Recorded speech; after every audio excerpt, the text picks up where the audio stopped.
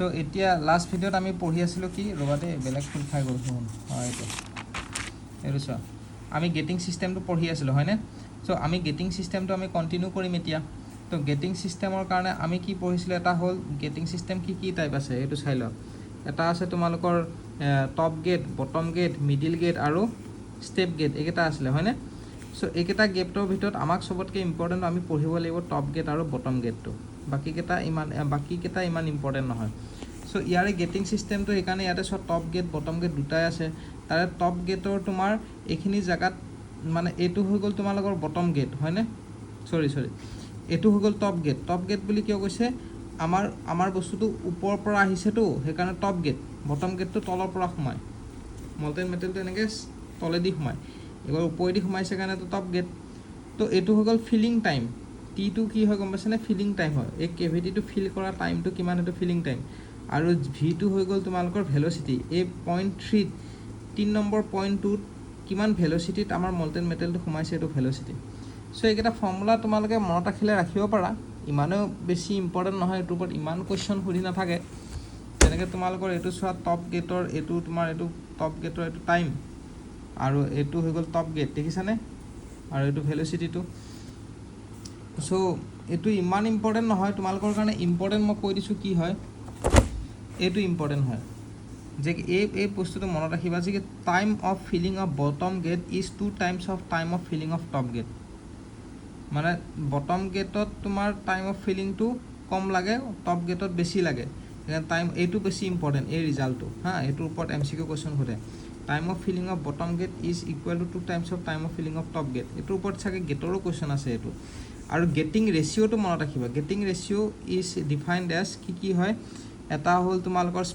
getting ৰেচিঅ'টো sprue semicolon মানে dot runner dot in gate area সেইটো হ'ব গেটিং ৰেচিঅ' মানে এনেকৈ এই চিৰিজটোতে আহিছে তোমালোকে চোৱা প্ৰথম আহিব স্প্ৰু কোনটো পৰ্চন হয় এইটো চোৱা স্প্ৰু তাৰপিছত কি আছিলে স্প্ৰু মই তোমালোকক ইয়াতে দেখাই দিছোঁ চোৱা এক মিনিট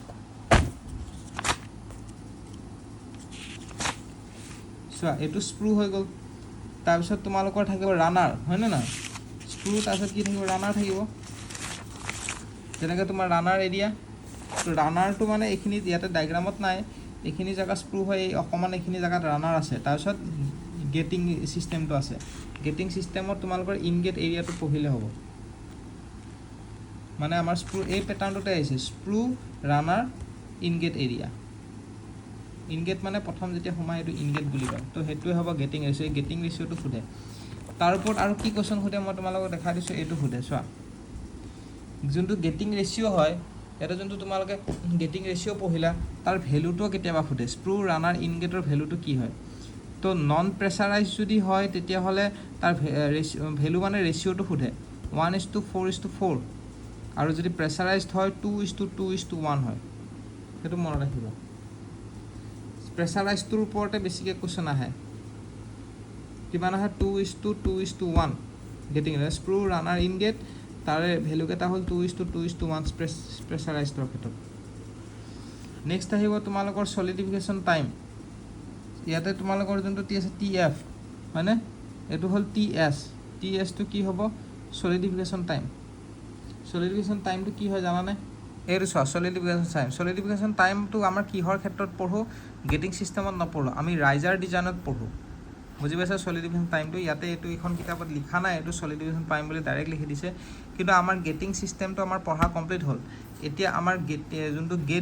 গেটিং ডিজাইনটো আমাৰ পঢ়া কমপ্লিট হ'ল এতিয়া আমি ৰাইজাৰ ডিজাইনত আহিছোঁ তো ৰাইজাৰ ডিজাইনত আমি পঢ়িম চলিডিফিকেশ্যন টাইমটো মানে আমি যোনটো ৰাইজাৰ ইউজ কৰিছিলোঁ এইটো ৰাইজাৰটো কেতিয়া ইউজ কৰোঁ লিকুইড শ্ৰিংকেজ আৰু ফেজ চেঞ্জ শ্ৰিংকেজটো কম্পেনচেট কৰিবলৈ আমি ৰাইজাৰ ইউজ কৰোঁ এই ৰাইজাৰটো কেতিয়া চলিডিফাই হ'ব এইখিনি চলিডিফাই হ'লে আমি এইটোৱেদি আমি কম্পেনচেট কৰোঁ কিন্তু আমি এইটো চলিডিফিকেশ্যন কেতিয়া হ'ব সেইটোও জানিব লাগিব তো ৰাইজাৰ ডিজাইনত মই তোমালোকক এটা কথা কৈ দিওঁ ৰাইজাৰটো সদায় মানে আমি ৰাইজাৰটো এনেকৈ ডিজাইন কৰিব লাগিব যে ৰাইজাৰৰ চলিডিফিকেশ্যনটো দেৰিকৈ হয় কেভিটিৰ চলিডিফিকেশ্যনটোতকৈ নহ'লেতো ৰাইজাৰে কম্পেনচেট কৰিবই নোৱাৰিব না বুজি পাইছা এইটো চোৱা ইয়াতে দিয়া আছে ৰাইজাৰ্ছ আৰ এডেড কি হয় reservoir design to feed liquid metal to the solidifying casting so as means of compensating for solidification shrinkage বুজি পাইছা এই solidification shrinkage নহয় liquid shrinkage আৰু solidification shrinkage liquid shrinkage আৰু solidification shrinkage মানে কি গম পাইছা না এটো phase change shrinkage solid shrinkage টো বেলেগ আৰু solidification shrinkage টো বেলেগ solidification shrinkage মানে phase change shrinkage বুজি পাইছা phase change ৰ টাইমত তো ৰাইজাৰটো আমি কেনেকৈ ডিজাইন কৰোঁ এই ৰুলটোৰ মতে ডিজাইন কৰোঁ এইটো নামটো হ'ল সোভেৰিনভছ ৰুল বুজি পাইছে সোভেৰিনভছ ৰুলছৰ মতে আমি ৰাইজাৰটো ডিজাইন কৰোঁ আৰু according to Chvorinov's rule a good shape for a riser would be one that has long freezing time মানে দেৰিকৈ যাতে ফ্ৰিজ হয় সোনকালে যাতে চলিডিফাই হৈ নাযায় এটা solidification time is equal to volume divided by area to the power n বুঝি পাইছা সলিডিফিকেশন টাইম কি হয় volume divide by area to the power n এখন বুকৰ পৰা চোৱা এখন বুকত ভালকে এখন লিখাত ভালকে আছে চোৱা এইটো চোৱা টাইম সলিডিফিকেশন টাইম এইটো ৰাইজাৰ ডিজাইনতে হয় solidification time is equal to volume divided by area to the power n যে আমি লিখিছো n ৰ ভ্যালুটো 2 হয় বুজি পাইছা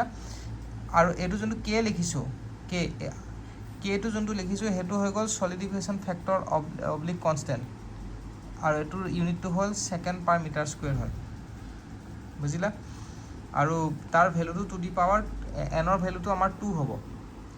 আৰু যোনটো t লিখিছো t টো আমাৰ মিনিট বা সেকেন্ডটো হ'ব পাৰে আৰু এৰিয়াটো আমাৰ হ'ব টোটাল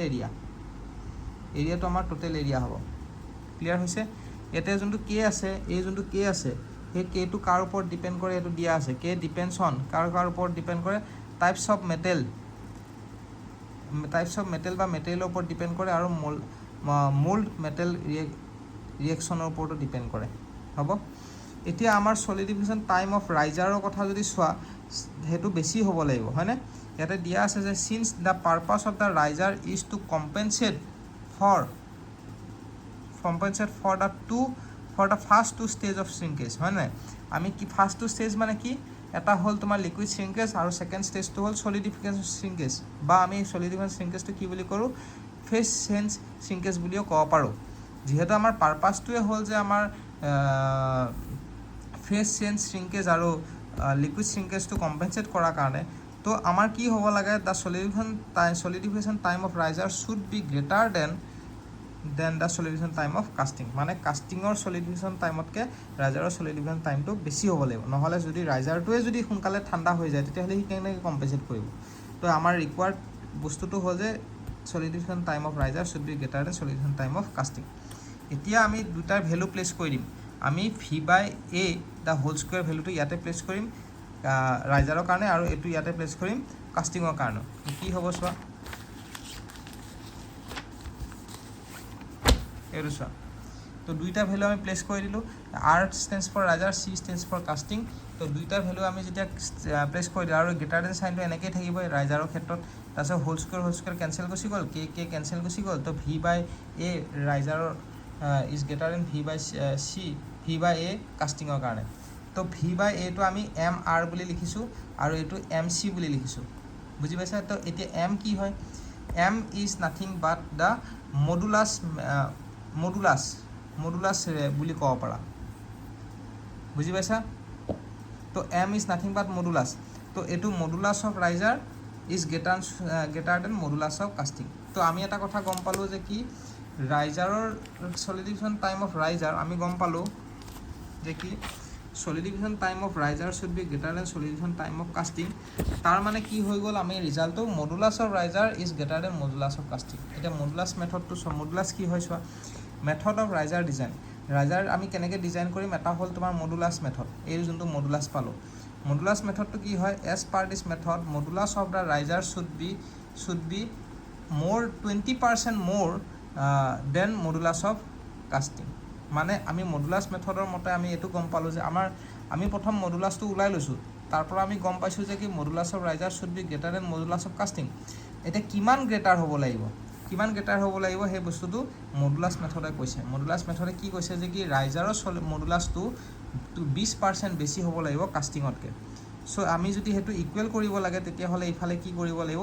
20% এড কৰি দিব লাগিব তো RMR is equal two 1.2 MC modulus of casting তেতিয়া হলে হে ইকুৱেল হ'ব যেহেতু মডুলাছ অফ ৰাইজাৰটো 20% গ্ৰেটাৰ সো আমি ইফালে 20% এড কৰি দিলে ইকুৱেল হৈ যাব বুজি পাইছা নেক্সট মেথড হল ৰাইজাৰ ডিজাইনৰ কাৰণে কইন্স মেথড আমাৰ কেতিয়াবা একেটাই খুধে আমাক এইবোৰ ভিতৰৰ কথা নুখুধি কেতিয়াবা অপচনত এনেকুৱা খুধে যে কি মডুলাছ মেথড কোনকেইটা মেথড আমাৰ ৰাইজাৰ ডিজাইনত ইউজ কৰা যায় অপচন বি তেনেকৈ দিয়া থাকে তাৰে ভিতৰত এটা মেথড কইন্স মেথড দি দিব পাৰে বা মডুলাছ কইন্স মেথড দিলে কইন্সত ক্লিক কৰিব মডুলাছত দিলে মডুলাছত ক্লিক কৰিব তেনেকুৱা ক্লিয়াৰ হৈছে নেক্সট আহিব তোমালোকৰ কইন্স মেথড কইন্স নহয় ইয়াতে স্পেলিংটো ভুল হোৱা আছে কেইন্স CAINES দে কইন্স নহয় কেইন্স এইটো CA হয় দে এইটো ইয়াতে তোমালোকে চাব পাৰা এইটো CAINES কেইন্স মেথড ঠিক আছে তো কেইন্স মেথডটো তোমালোকে কি হ'ব লাগিব কেইন্স মেথডটো হ'ল কেইন্স মেথডকে let the freezing ratio' and volumetric ratio' are found and the Keynes curve are used to describe that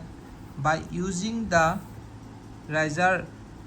whether the casting will be sound or defective তো এটো তোমালোকে ইমান বেছি হেৰি কৰি থাকিব নালাগে মই তোমালোকক জাস্ট এটো শৰ্টত কৈ দিওঁ তোমালোকে ইয়াতে কি কৰিবা ভলিউমেট্ৰিক ৰেচিঅ'টো ওলাবা